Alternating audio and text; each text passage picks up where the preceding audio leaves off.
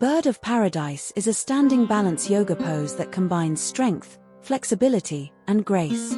It's named after the exotic bird of paradise flower because the final shape of the posture resembles the flower's long stem and vibrant bloom. Here's how to perform.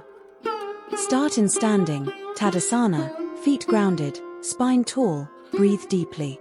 Fold forward, Uttanasana, hinge from hips, bend knees slightly. Take the bind, bring your right arm under your right thigh, left arm behind your back, clasp hands. Shift weight and lift. Bend your left knee, transfer weight to the left leg, and lift your right, bound, foot off the floor. Rise up, slowly stand tall, keeping the bind and your lifted knee bent. Extend the leg. When balanced, straighten your bound leg forward and lift your chest.